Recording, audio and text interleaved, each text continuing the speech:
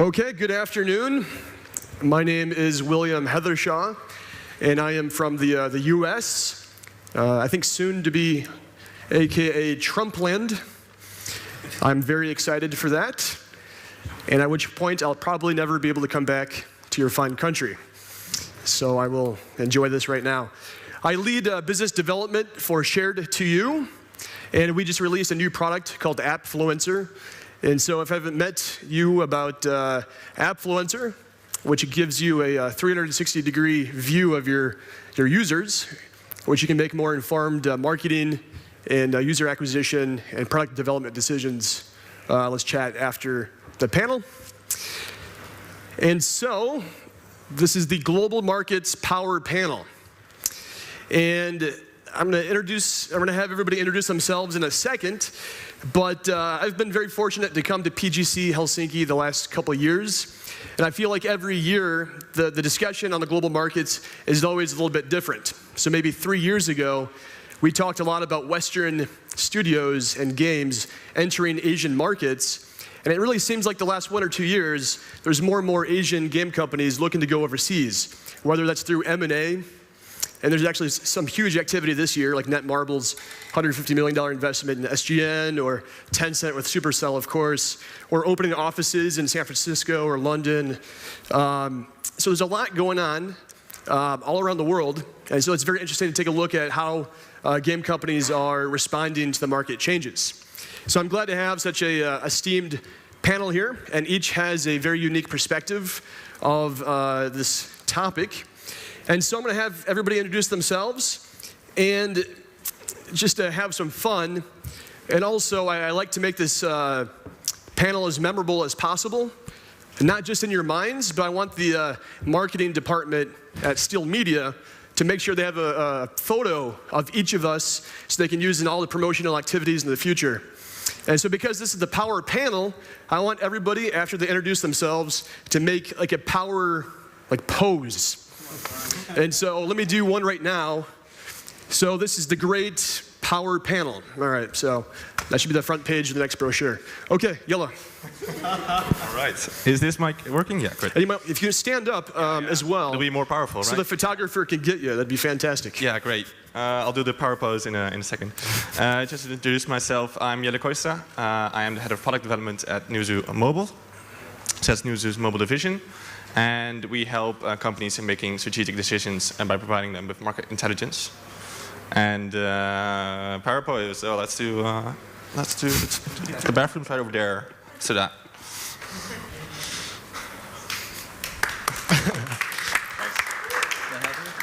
Yeah.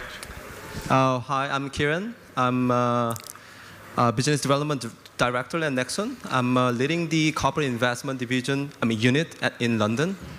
Working alone, but we have a different, we are small, but we have a kind of different subsidiaries in Europe and US and obviously in Korea.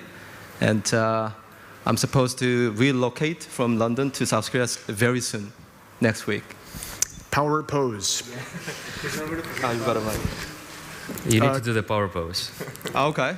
I'm afraid. I need inspiration. Like this? All done? Perfect. I think my mic is working. Yeah, it is working.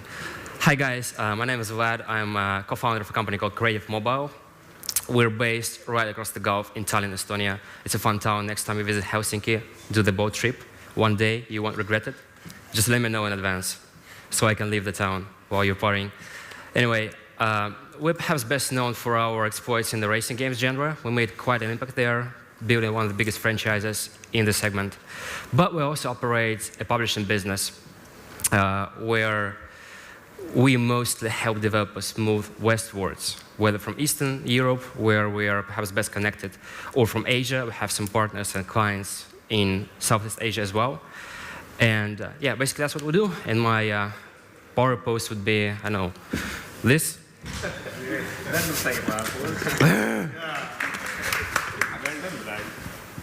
Yes, my name is Johanna. I work with policy affairs for the Swedish Games Industry Association. We are a national trade association working with all the Swedish development companies. Yeah, very self-explanatory in a way. But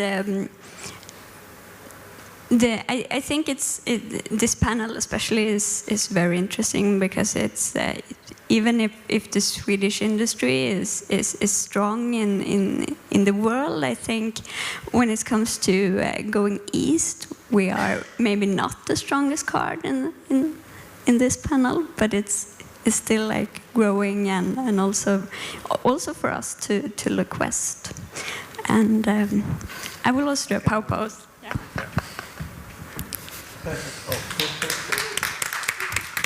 Options are becoming scarce and scarce. The poses are gone.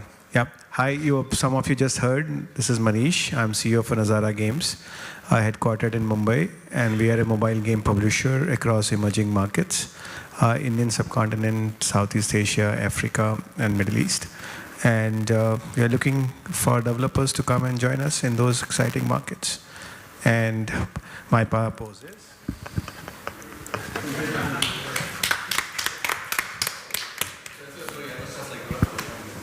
All right, hi everyone. My name is Mikael Leinonen. I'm the CEO and co-founder of MyGamez. MyGamez is publisher of foreign mobile games in Chinese market. So we focus on mainly casual games at the moment. Biggest hits so far are Hill Climb Racing and Cutthroat Magic. We have over 15 million monthly active users in China connected to our platform and accumulated 150 million users in the past 2.5 years. I haven't trained my biceps for a while, so I need to remember my good old Chinese kung fu moves.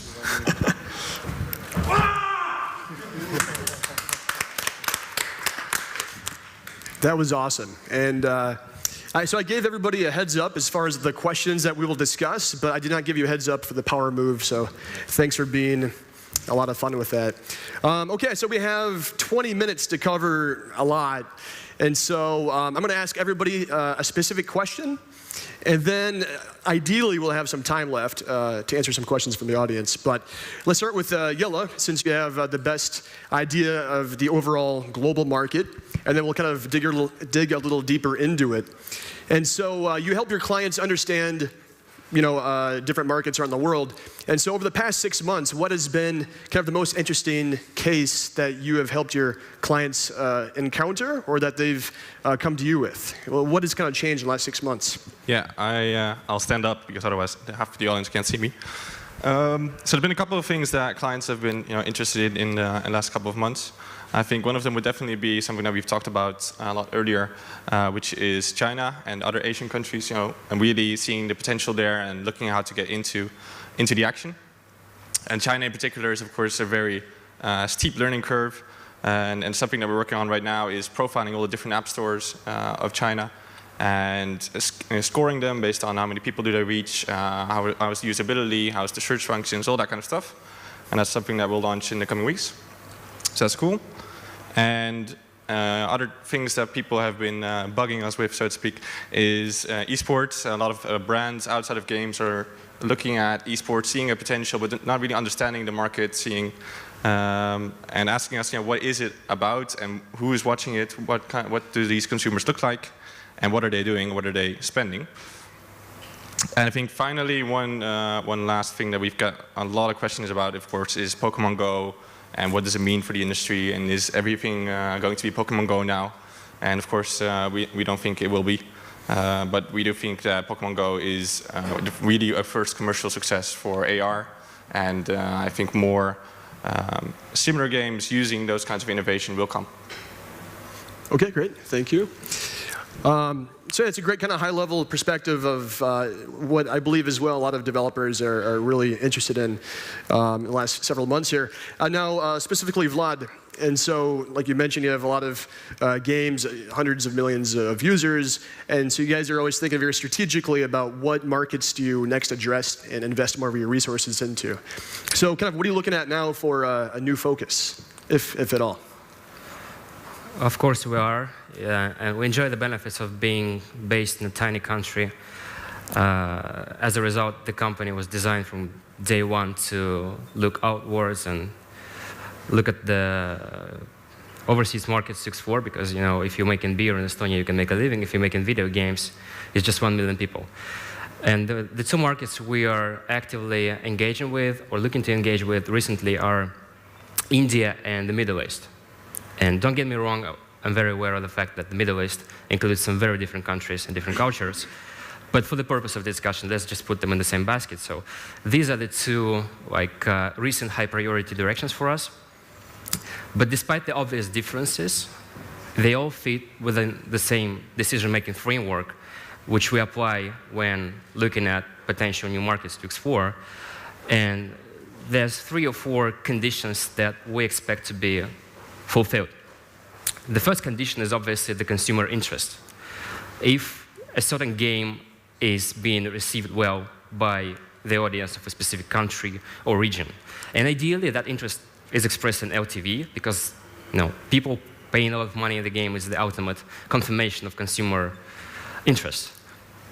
A final example is in the Middle Eastern region. Again, not being very accurate by grouping together all the countries, but if we look at our flagship racing game, and we take a look at the top players, let's say guys who paid more than $3,000 in that game, we're going to see guys from Saudi Arabia, Kuwait, Bahrain, and that communicates very clearly that there are people genuinely interested in this game if they are capable and willing to invest that much money.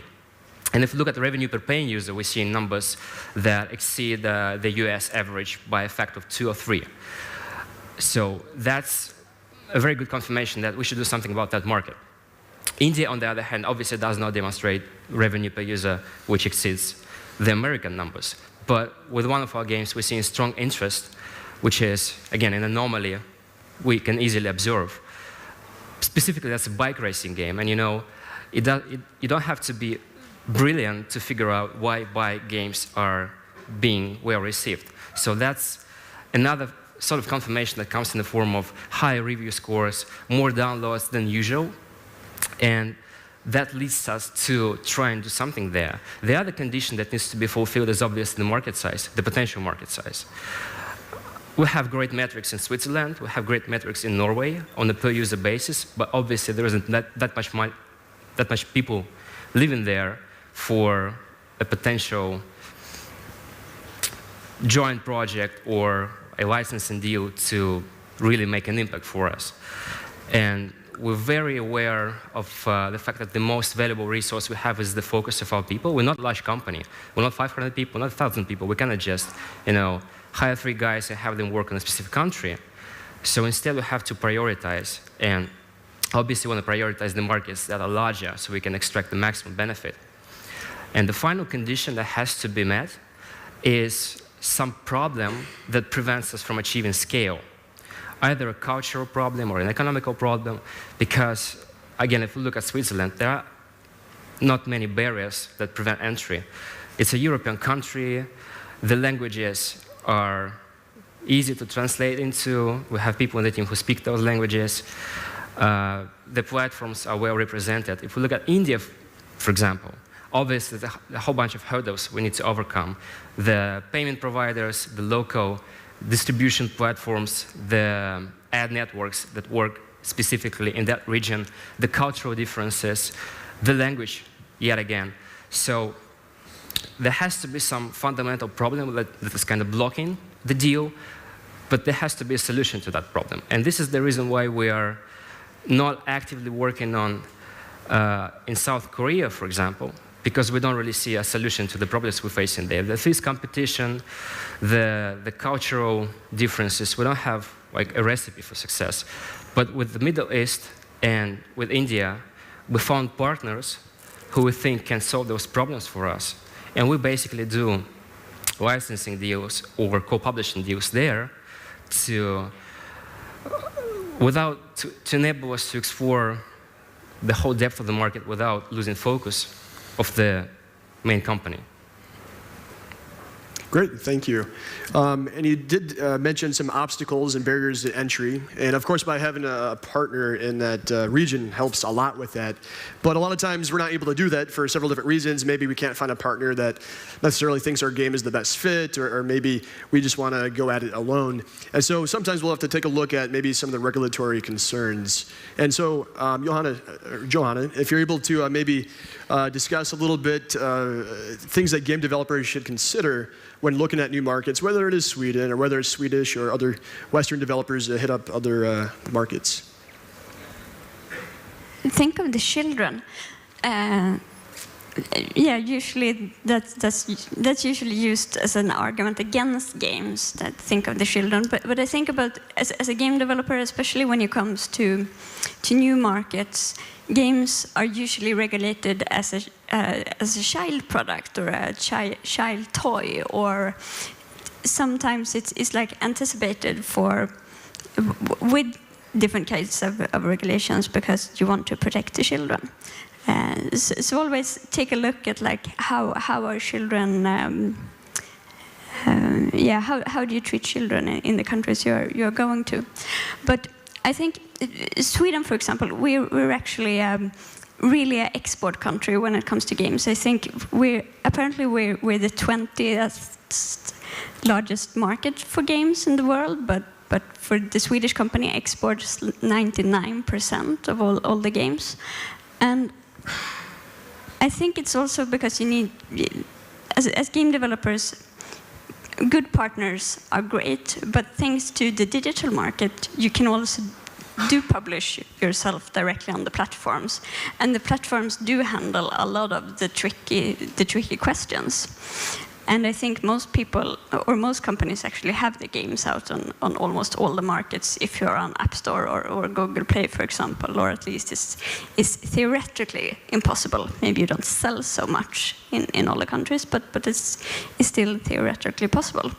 And as you said before, or earlier, when it comes to like English-speaking countries, it's easier to reach out and to have a test market without doing too much of a localization. But to wrap it up for the things about the regulatory issues, I think sometimes you need to hire a good lawyer if you don't want a publisher.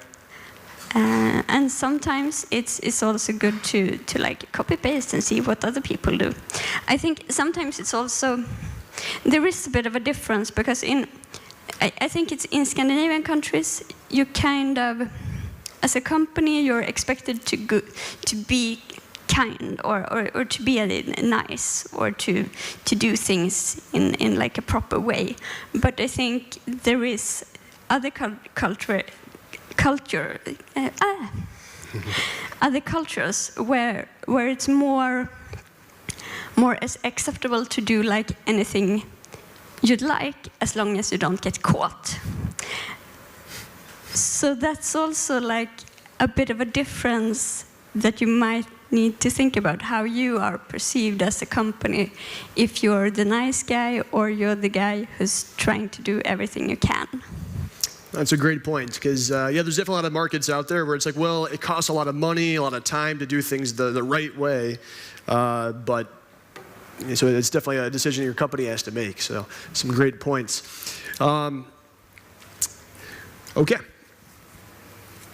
So now, Kieran, I mentioned earlier about these Asian companies looking for the best way to expand, whether it's M&A or a myriad of other options. And so it sounds like Nexon, you're part of the London office. And then, so what are you up to in London?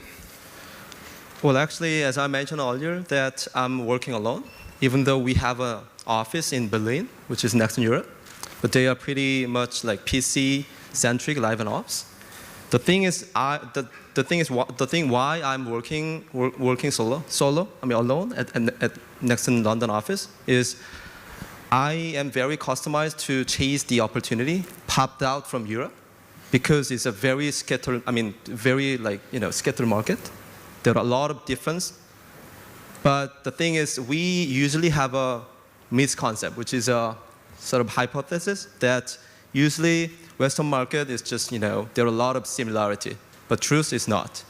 So if I may, so that's why the role and responsibility of mine is kind of to help all these subsidiaries from Nexon America, Nexon Mobile from San Francisco, or Nexon Korea, even from Asia, or Nexon Europe, even Nexon Europe. I just help them to know about there are a lot of difference from country to country. So if I may give some advice to the non-Western based kind of company, publisher, to look for kind of great opportunity here from Europe, it's going to be they just make sure that they have to understand the market, each market, and then amongst the opportunity, they have to prioritize, for example, and also they need to understand kind of the difference between the countries, like for example, way of working, way to communicate, and also way to respond. For example, like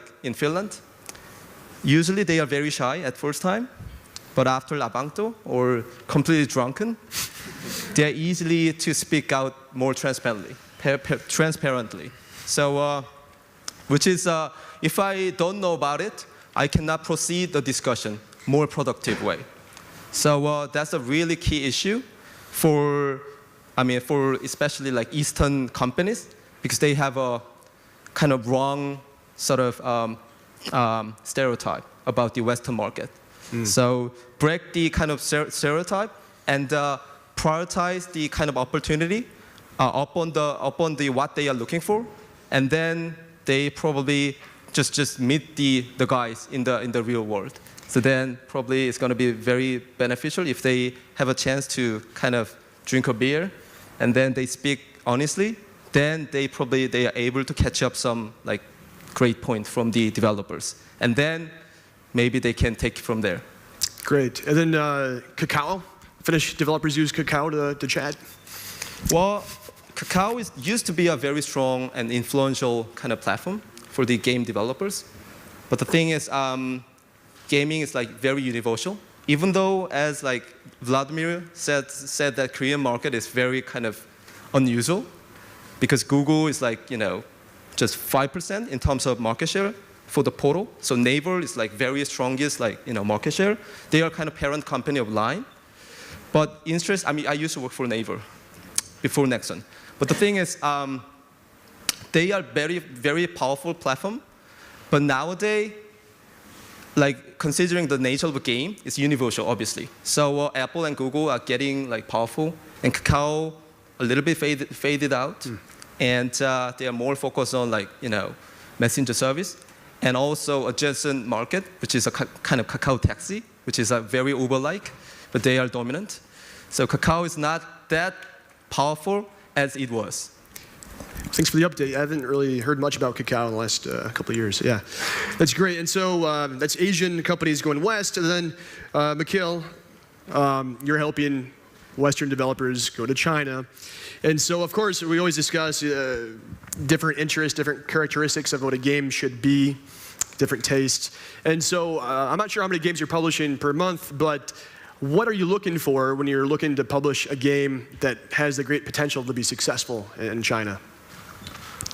Right, that's a popular question. So at MyGamez, we've developed this single SDK model that we can basically make the Android publishing in China very fast and easy. So we have built this own super SDK that we can then, just with one SDK integration, we can publish currently at 60 different Android stores, covering all the big ones. So that our sort of sales pitch is that, hey, if you work with us, you only need to integrate one SDK, only maintain one build of the game, instead of integrating, all the different store SDKs. However, that offering we currently only have for standalone games. So for like massive multiplayer online games, it's not that simple. So basically, we are currently staying very much on the casual space because we can make it easier, we can make it really fast and effortless. So another reason is that why we are more focused on the casual games is that for the hardcore games, although they are making great money typically, but in China there's a long history of RPG genre, which is very heavily built on the Chinese cultural things like the wuxia, the martial arts stories, and so on. So bringing the that genre of games from West to China is very difficult because you have to localize the content a lot. But on the casual games, however, if it's easy to play standalone games, often there is not much storyline on the game. So most of the standalone casual games don't rely that much on the storyline or the cultural background of the game. So they are very often they don't need to be localized at all in sense of changing the items on the game, changing the characters or changing the graphics or so on. So Chinese players, they do have a lot of appetite for Western culture, like pop cultures, Hollywood. All goes very well in China. So as long as the game is not relying, the gameplay is not relying on a story, then most of the casual games are just fine in China. So for us, we want to focus on games that we can get quickly to the market. We work on a revenue share with the studio.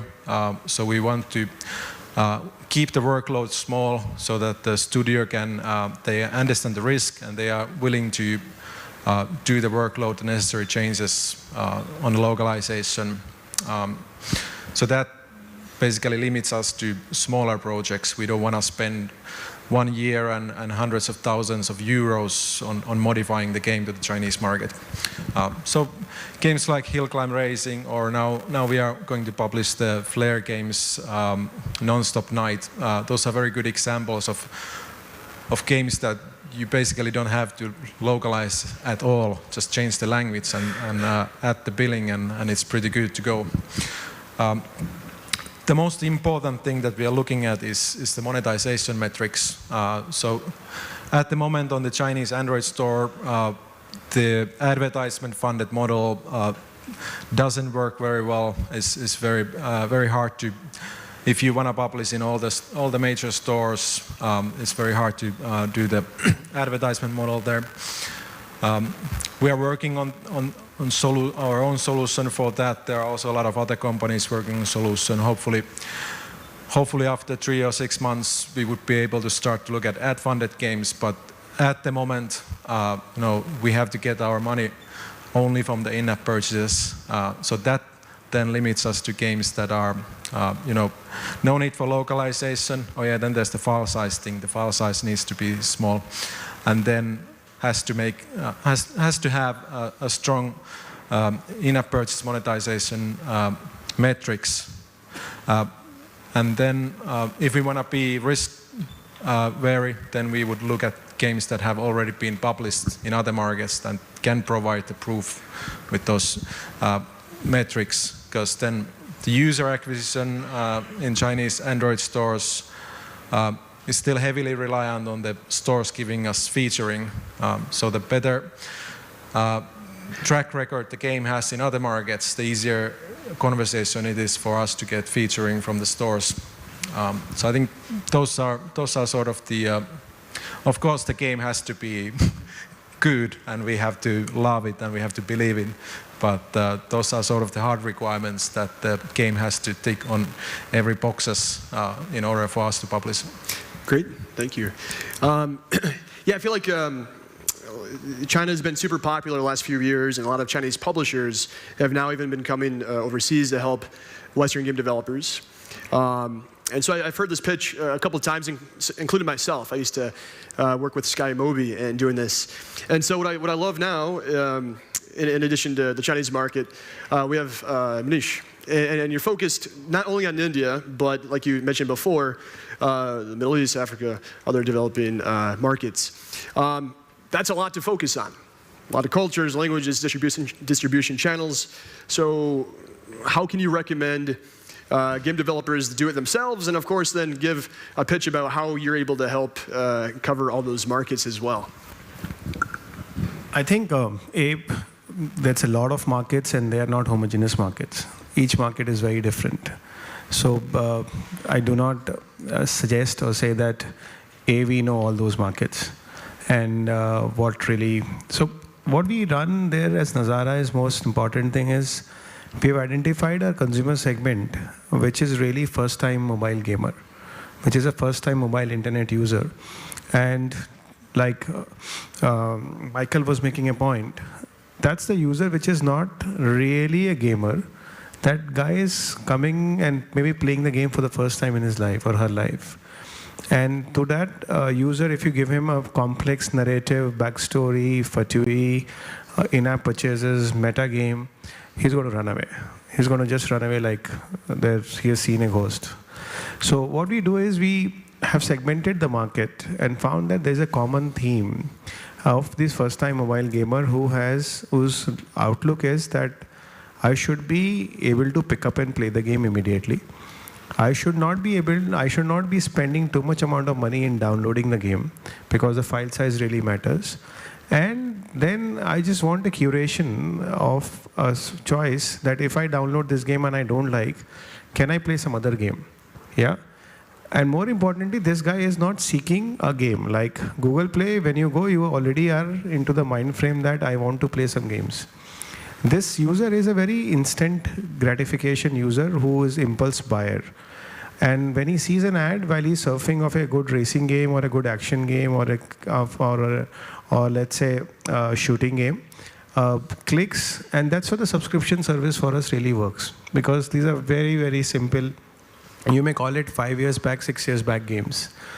And we kind of really look at these catalog of games, curate them for different countries, and we run this subscription service. And that's how we are able to scale this at a homogeneous level. Now the second part of growth which we are looking at is where you are talking to a slightly more evolved user, yeah, which is coming to Google Play, which is coming to iTunes, which is seeking to play a game and has been a gamer. Now your job is to either monetize it through ads or monetize it through in-app purchases. That's where it becomes very important for us to really have a game which is having high retention, which has high monetization. And there we cannot say that all the markets are same because the user behavior is very, very different. Now, as I spoke an hour back on my talk on India, India itself has maybe 3 countries. One country is like Canada, which you have 20-30 million people, which are global travelers, premium devices, affluent guys, credit cards, and those could be sitting anywhere in the world, and maybe a Nexon game hit would really work for them. Yeah. Then there is next 60 million users, which are casual users, which may be grinders, which may never pay you through in-app purchase, but when they see, let's say, a big Hollywood star Bollywood star, and like Vladimir's bike racing game, you kind of really create that combination, great game, great depth, plus a Bollywood star. They will play, and hopefully we'll monetize it through real reward videos or IAPs in some cases. And then the third audience is what I described earlier in subscription service. So within India, I have 3 countries because the size of user base is so large, right? So for us, when we are looking at the category 1 and 2 in India, we are looking at exactly the same parameters which Mikhail spoke about. Size of the game, whether the game has really worked in terms of retention and monetization, whether the game has really potential for the Indian users to like it, minimum alterations or minimum localizations, what could be needed to do, because the market is small and one needs to be cognizant that if developer spends a lot of money, we are responsible for recovery of that money, and if we can't, then it really spoils our name. Yeah. So these are some of the factors which we look at. We have honestly not done on the freemium side much of efforts right now in the Indonesia market or a Malaysia market. Africa, in our opinion, is still 3 years behind India. So when I'm saying India is 6-7 years behind China, you're talking about Africa being a 7-9 years behind.